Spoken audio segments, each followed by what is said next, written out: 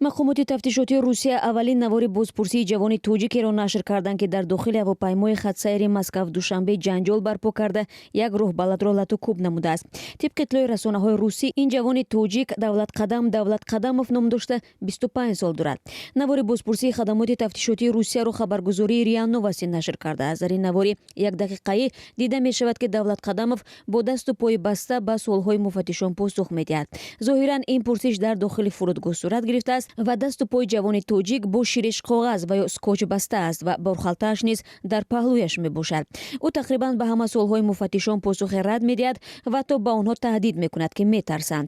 аз ҷумла Давлаткадамов ба суолҳо дар бораи санаи таваллуд, ҷои кор, шаҳрвандӣ, вазъи оилавӣ танҳо ба посухи кӯтоҳи надорам ва нест посух медиҳад.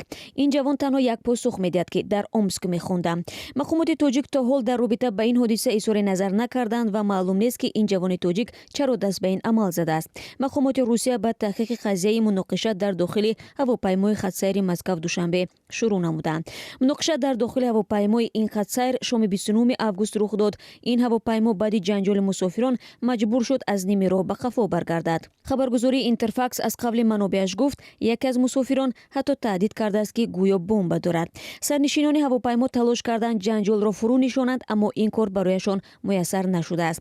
дар натиҷа стюардесса лат хӯрд. пас аз талоши номуваффақи ҳалли моҷаро тасмим гирифтанд ки ба фурудгоҳ баргарданд, навишт хабаргузорӣ. рӯзи 30 август дар намояндагии ширкати Уральские авиалинии дар Душанбе ба радиозодӣ нахостанд дар бораи қазия суҳбат кунанд. онҳо гуфтанд баъд аз нисфирӯзӣ дар ин бора маълумот ироа хоҳанд кард.